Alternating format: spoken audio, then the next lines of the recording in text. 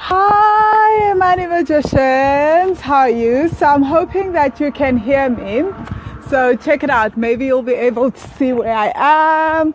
I've stopped along the way to Ankang, and this is what you see. There's this beautiful mountain behind me, and there's a Buddhist church. So I've stopped at a temple, a Buddhist temple, and there's all these mountains along the way. So I thought I'd do a quick live video. I'm under a pagoda right now. Gosh.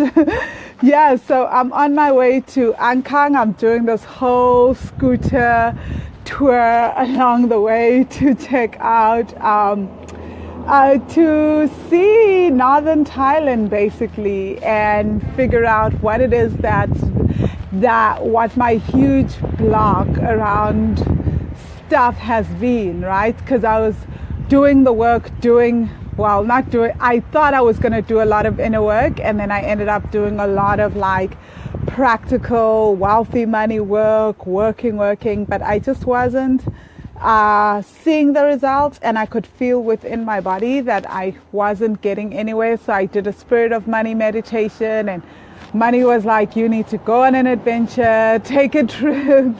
And at first I was like, this is insane. There's no way I'm going to be able to do this, right? But lo and behold, best decision I have ever made. I'm actually not kidding. Like, I am so happy right now. And so I've been doing the work, and one of the things that my Spirit of Money had told me from the Money Magic Lesson 0 Spirit of Money meditations was I should do a lot of inner child work. So yesterday I'm sitting and I'm like, what is doing like the inner child meditations? Didn't really expect much, and then like boom, I'm taken to two memories. So I'm gonna share one memory. And basically this is a memory of me losing my braces from my inner child, right? So, and at first I couldn't figure out, because I not my braces, losing my plates, you know, those things that you take in and out for your teeth. Actually, most people are like, oh, Van, you've got great teeth. Actually, no, because I know what's wrong with them, because it's all tied to this whole memory. It's not so much that they crooked or any of that stuff, you know, but it's like there's other stuff that they were trying to fix, which never got fixed. So I'll explain what happened. So I must have been about, what grade was I in? I think I must have been in grade 4. Everything in me wants to say grade 4. So I was 9 years old. And the dentist had given me these plates for my teeth, and I decided, oh no, the orthodontist anyway. So I was like, oh no. And you know, as a kid, you like do stuff halfway, you don't do them. And I was like, oh, these make me so uncomfortable. And so I take them off when I eat, and I forget to put them on, and all that stuff. And I lost them. So I lost the top plates, and I only had the bottom ones. And my mom finds out, so I was at boarding school, and my mom only got to find out like 3 months later when she came to pick me up. Or maybe it was sooner than that I'd lost them. And she lost it, hey? Like, she beat me, you know, and she completely went on a rampage. And I think that whole weekend I just got beaten up every time she remembered the memory. She remembered that I'd lost my plates, and then she was just like, okay, that's it.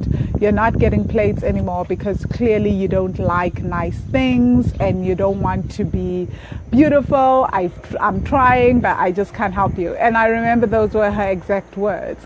So now I get taken back to this memory, and I'm just like, how is this tied to my current block around business and finances, and me wanting to up level and invest at levels that will allow me to retire, etc., etc. So I'm like, what the hell is going on? Corporates are not responding to proposals. Like, things have been agreed to, but I'm not getting through with clients. Like, what the hell? So then there's this thing that comes up, this big belief, as I'm talking to my inner child, and she says she believes that she doesn't deserve nice things. And I was so sad, because And then I'm like, how does this play into every aspect of my life? How does this affect me financially? So there's this big thing, like paying off debt is one thing, right? Like I've said before, but now I'm working on up leveling. So going beyond paying off debt, but really thinking in terms of how do you create financial freedom. And that also comes with a whole different mindset. When I was paying off debt, to pay off debt, a lot of it is about curbing your consumption, changing the way that you're using money, right? Which means that stopping the reckless spending and the need to get rid of money.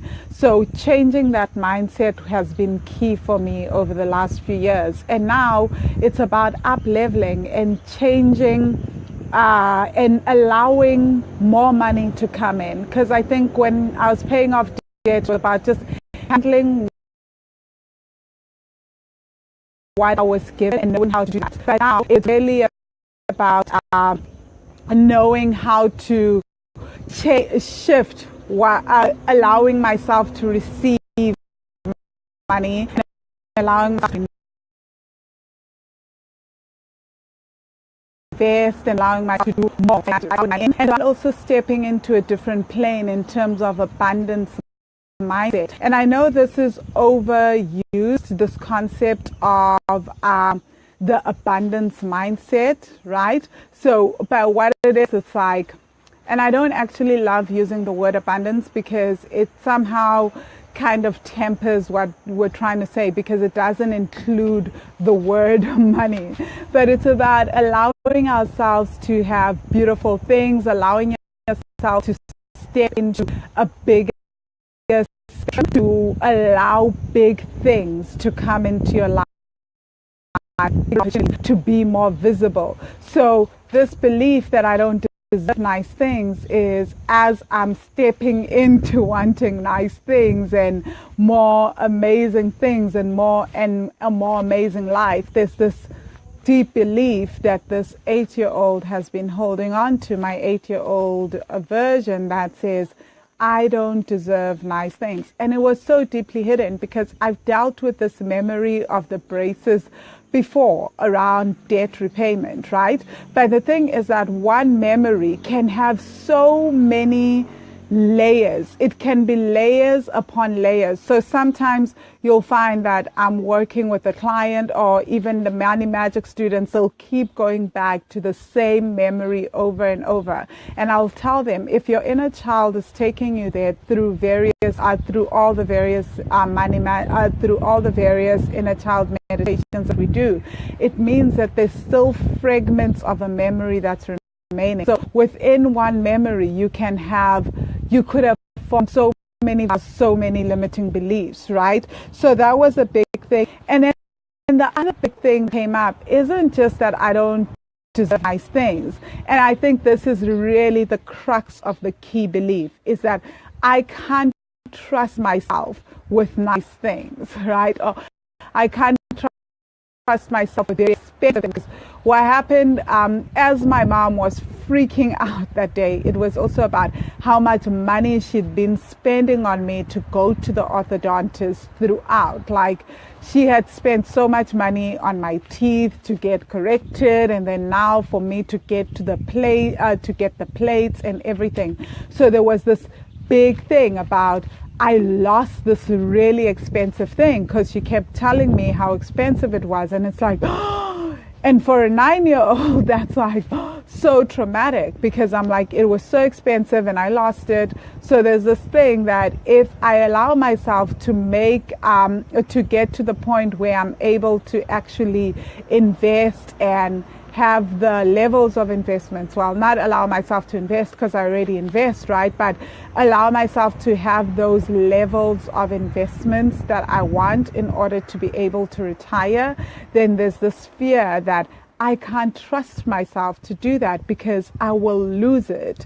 And I'm just like, oh my God, So I really, really wanted to share that. Let me know in the comment section if this resonates with you, right? Because there was also a big thing. And then another huge thing is, that came up. So all this from one memory. By the way, this memory, my inner child keeps taking me back there I've been dealing with it since I started recording the inner child meditations for the Money Magic course. And there's tons of other childhood memories that come up, but I'll often go there like every so often. So last year I dealt with this memory, but it was around some other stuff. The year before that, I dealt with this memory around other stuff as well.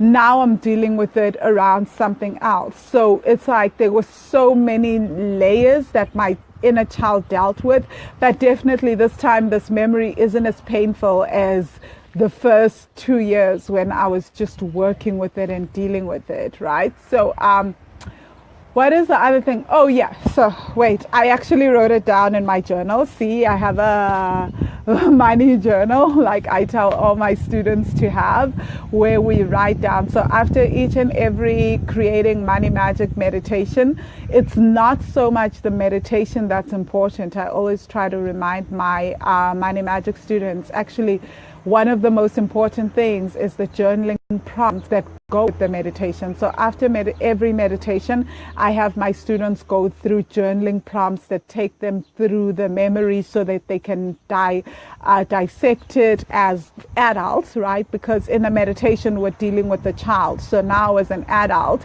you're allowing your conscious and your subconscious to merge.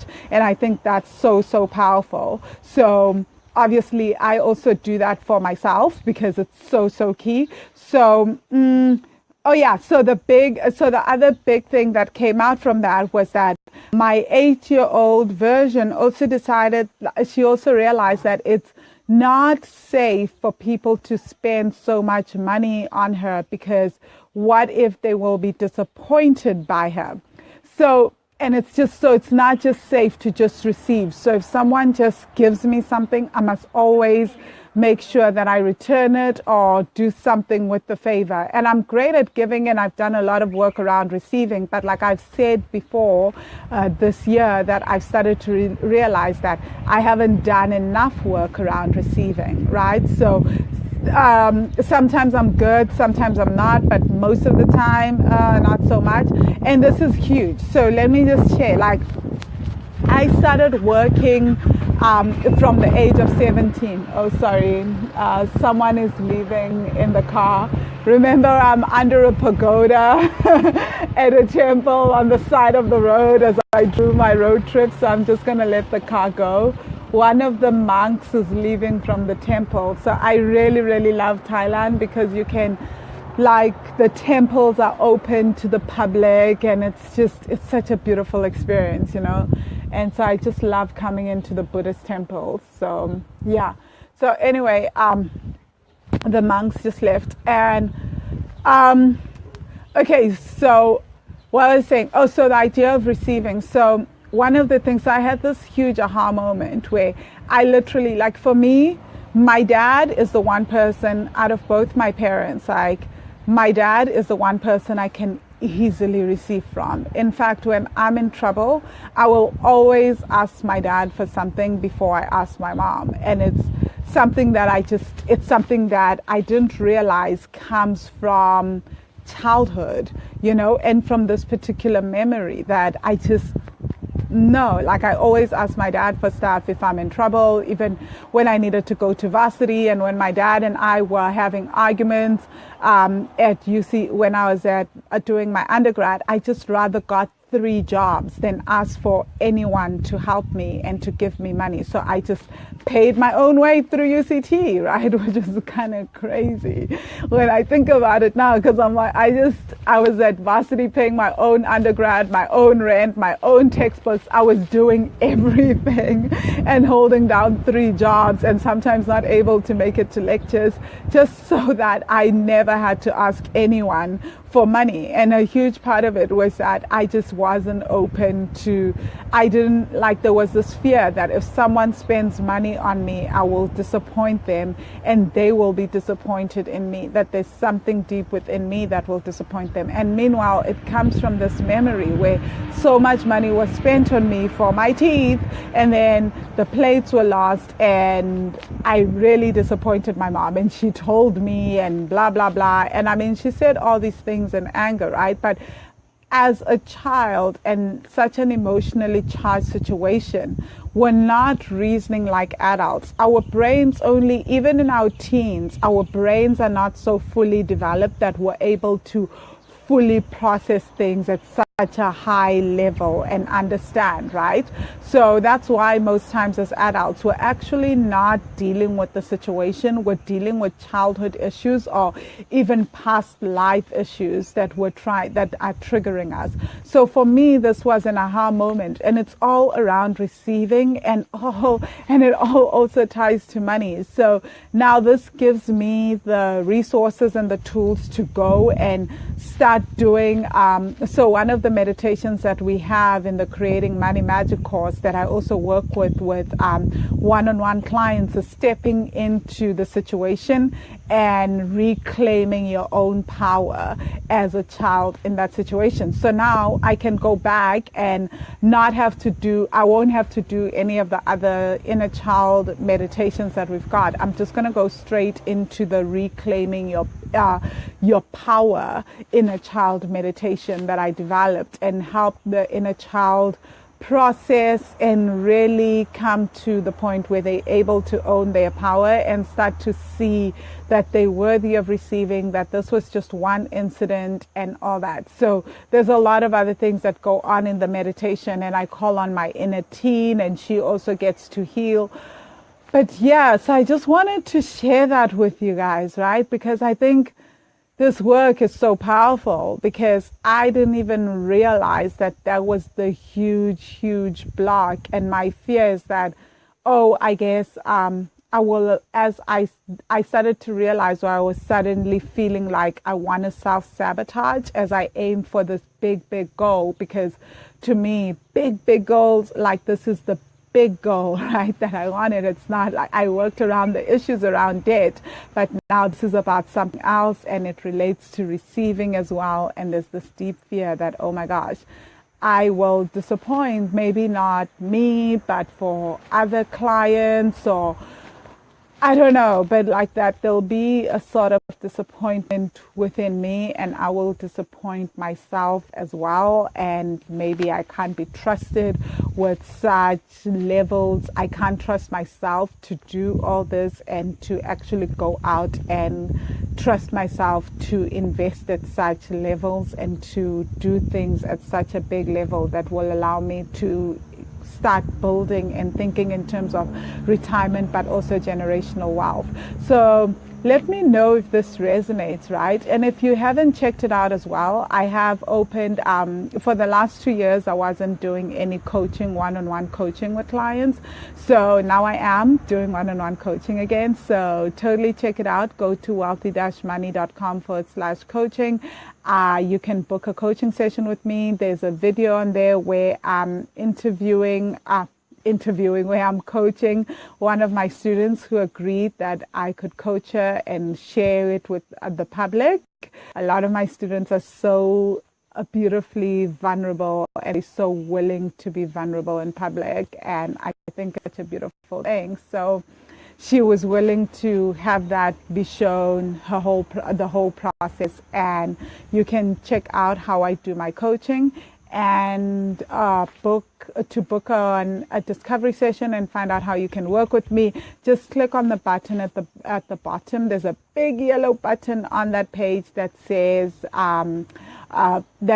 click here to book a discovery session with me, right? So I'll put that in the comment section. It's wealthy-money.com/coaching, and it's really